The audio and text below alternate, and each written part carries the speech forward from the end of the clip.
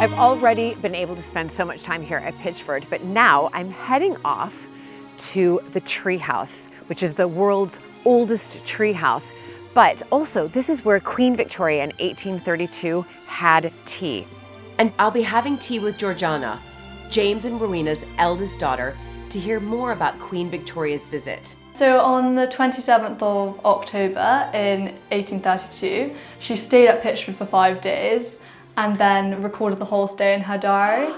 And she describes going up to a little house on the tree. So it's just amazing to see into the life of a 13-year-old princess. I think this is literally the first time I've been in since my wedding night. Yes! And I go wild swimming with Rowena in the natural pool out on the estate. We've done it! This is the first time I've been in since my wedding night. James, I did it!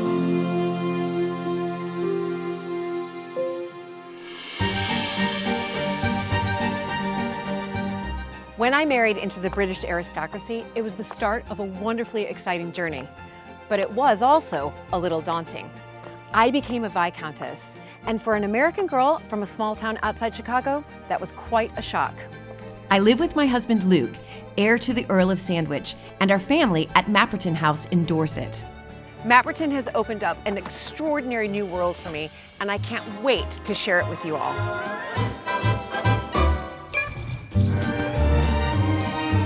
So if you love castles and manors and stately homes as much as I do, please join me as I head off to visit some of Britain's most spectacular historic homes.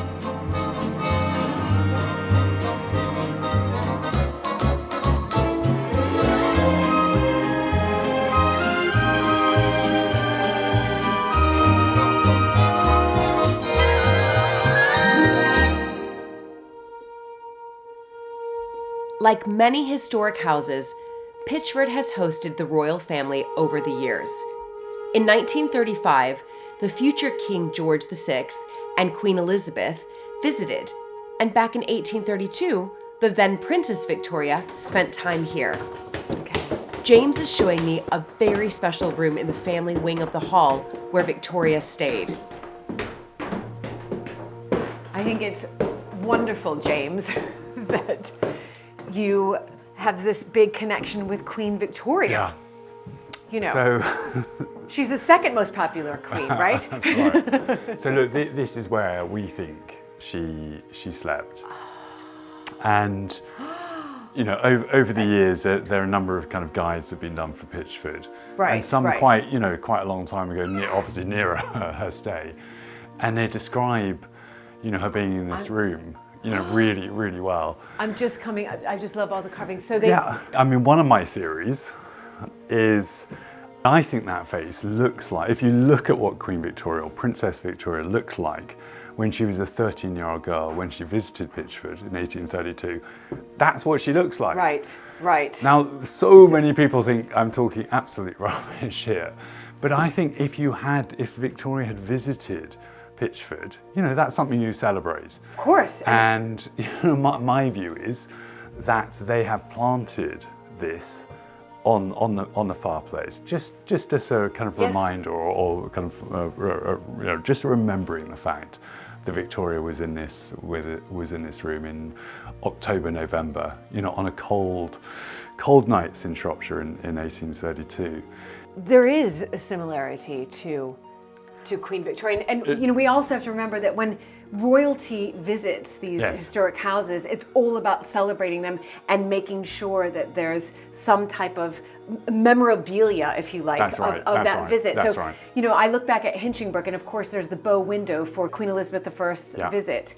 And there it is, 1562. And it was Yeah. made after she came, but in celebration that she had been there. That's right. So that's why I think Right. I'm right, Yes. but everyone thinks I'm wrong. I'm going to agree with you. Good, I good, think you're good, right. good. I think it was her mother who apparently drew her bed up towards the fire Right. to keep warm at night, and poor Princess Victoria was apparently pushed towards the end of this room, where it wasn't so warm, and there's a little line on the ceiling, and what we think is there was another room, no windows, pretty airless that Victoria, and very cold, that Victoria would have stayed in. For the 5 nights she stayed at Pitchford, and then her mother had, you know, this room and Right. a kind of warmer warmer room. part, And if right. you remember, there wasn't a great relationship between mother and you know, 13-year-old princess Yes. at the time, so that kind of makes sense to me. So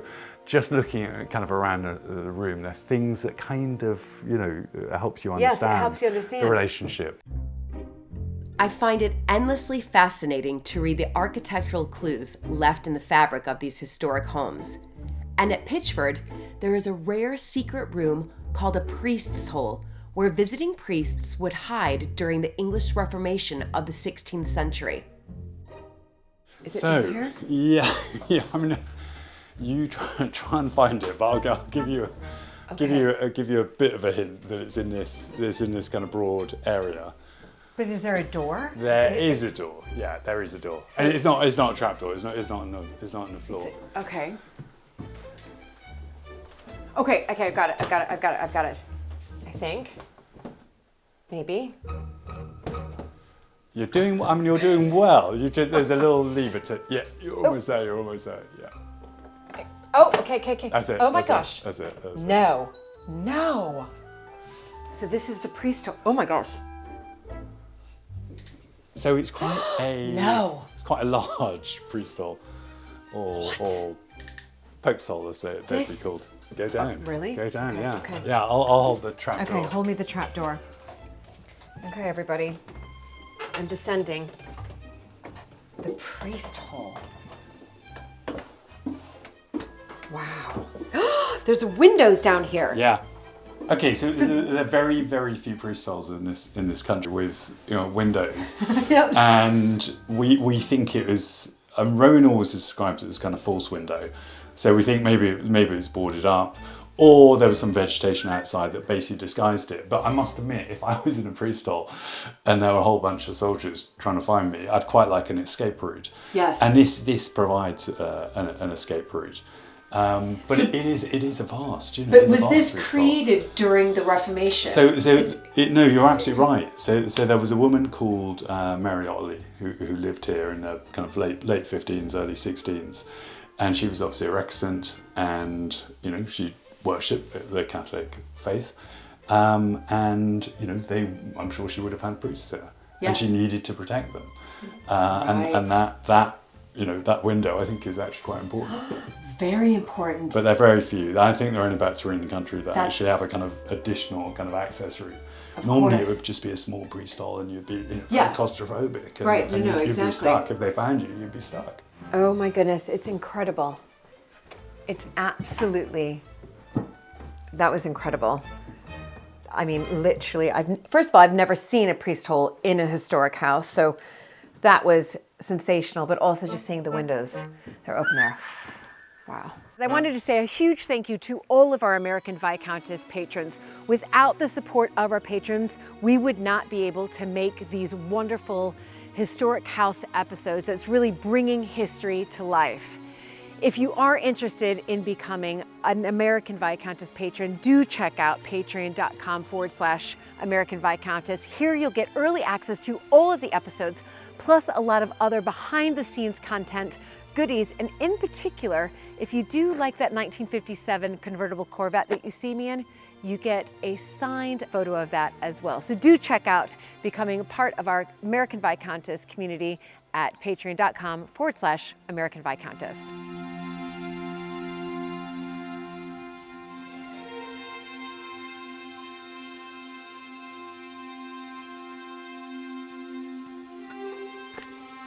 I'm on my way to the treehouse. But again, this just isn't any ordinary treehouse. This is the world's oldest treehouse, and also in 1832, Queen Victoria wrote in her diary that she walked the grounds here at Ptichford, went up the stairs to a house on top of a tree. And that is where I'm going to right now. I'm gonna have tea with Georgiana, that's Rowena and James's eldest daughter, and I'm really looking forward to it.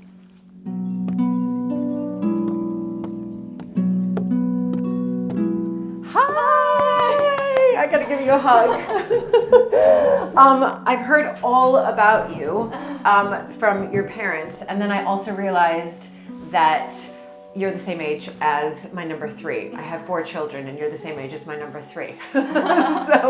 So this is such a magical place. I've already spent so much time here, and still lots more to do, but this is a magical place. It is, especially here, up in the trees. I know, it's incredible. So Queen Victoria, she was actually here, where we are now. While you're sitting, Queen Victoria was in this area. So on the 27th of October in 1832, she was on her tour of the realm when she was 13, and she stayed at Ptichford for 5 days and then recorded the whole stay in her diary.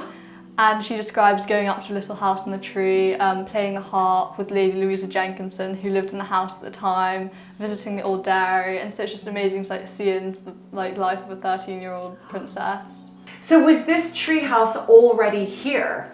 So yeah, this is the oldest treehouse in the world. Right. So it was built between 1650 and 1670, and then it first appeared on a map in 1682. You're kidding me.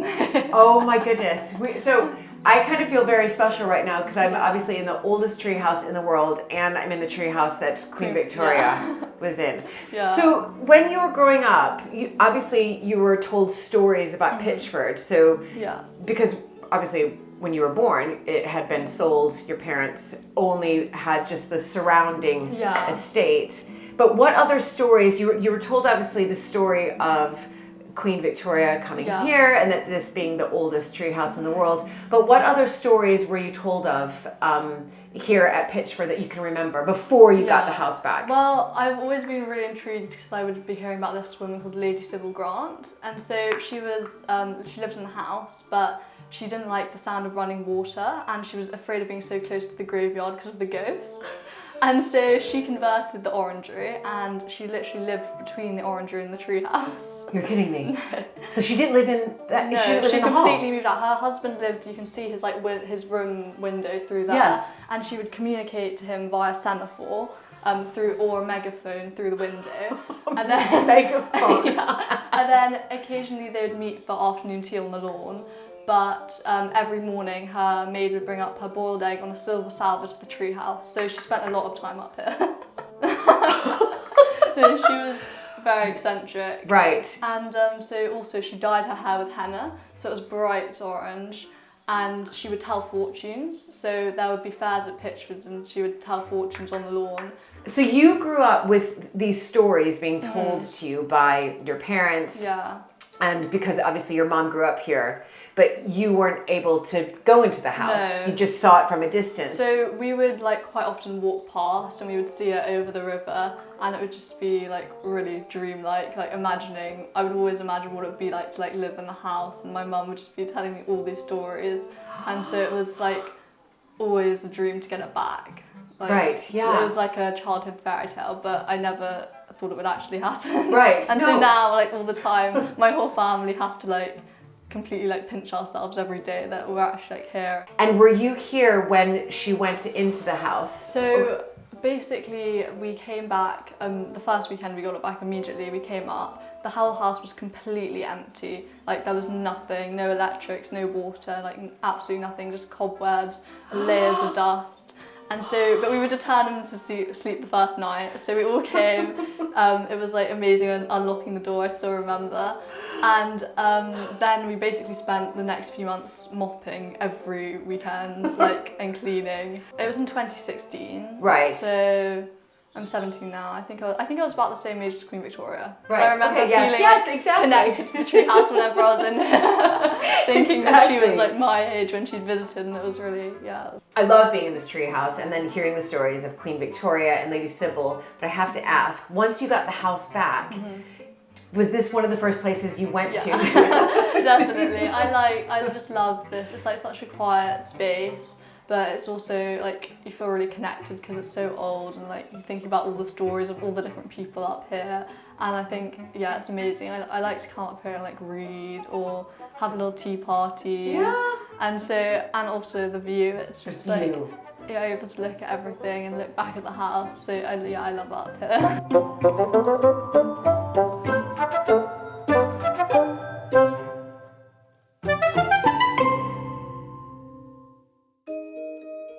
Now, I love a cold water dip. And for those of you who don't know about my love of cold water immersion therapy, let's just say I take every opportunity to plunge into freezing cold water. At Mapperton, we are restoring the 18th century pool with the generous donations from our patrons of Mapperton Live. And here at Pitchford, Rowena is taking me to the Victorian plunge pool. But just a reminder to always check with your doctor before you go wild swimming.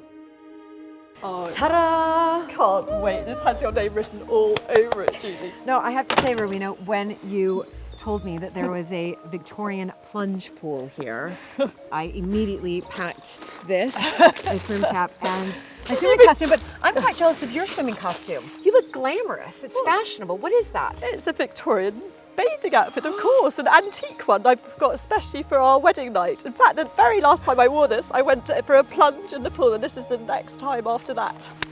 I'm so cute. That is, so this is your first time doing a plunge in a while, Well, right? I'm not so mad about cold water because I'm rather thin like you, but you're much braver than I am. You're a wild swimmer. So it's basically spring fed, so it's literally like the coldest water. So I think it might be even more freezing than Mapperton. We'll have to see what you think. The Victorian pool is a short walk away on the estate. But we think it's built by Lord Liverpool, part of the kind of pleasure garden thing that he absolutely loved Ptichford and made it all singing, all dancing. Right. And his daughter was the one who's friends with Queen Victoria, so maybe they went for a dip, you never know. Oh my goodness. I bet they probably did. She didn't write about that in her diaries, but I like to speculate. I'll speculate with you. Yes, I agree. I was just thinking, I'm so glad I got these fabulous Le Chameau extra raw boots to trench through this very thick Shropshire mud on the way past. Your Le Chameaus look much cleaner than mine, though. So as soon as we get done here, I might have to polish mine up a bit. But and also, the other wonderful thing about wearing these right now as we are walking through here is when we get done with the plunge, we can put our wellies back on, and they're so warm. These are so warm. So they're just fantastic. It's absolutely brilliant. I think this is literally the first time I've been in since my wedding night. Yes! Good, I'm glad I could somewhat inspire you. Georgiana and everyone, they go in loads. But and so here we are. I can't wait to show you. It's literally the most perfect kind of oval pool. We've got the plug and Pitchford. This is the perfect plunge pool. It's perfect. Oh my goodness. So the only question is, Julie, would you like to go on the right-hand side or the left-hand side? I think. Well, okay, so I'll go down that step. We can kind of go down together. Remember, it's just a sensation, just a sensation, it's just a sensation, it's just a sensation. That's what I say to myself over and over again. As we go down, we're just sensation and breathing. It's just a sensation and we're breathing. I'm going to get a yoga lesson on the way past the Americans. Exactly. I'm learning a lot here. Just a sensation, just a sensation, just a sensation. Just a sensation. Breathe. Just a sensation. Wonderful. Boiling. It's boiling hot. You've done it. This is the first time I've been in since my wedding night. James, I did it. Now, can you start to feel? Incredible sensation. You're You're gonna have a nice facial. I've got garlic, green garlic in my teeth. What do you guys think? We did it! Yay! We did have an audience behind, which is great. But do you see how? It's can you incredible. start to feel how The sensation. the sensation starts to come in, and then it's like amazing, and it's beautiful. It's absolutely beautiful. So I think we've done it. Is everybody happy? Next time on American Viscountess, I explore the attics. It's literally like Alice in Wonderland up here. This is the clock tower that's so kind of prominent. And join in the celebrations as a unique restoration project is unveiled. Oh my goodness. Okay, I have lots of questions. Yeah, no, it's quite out there. It's quite over the top. I think it's absolutely brilliant.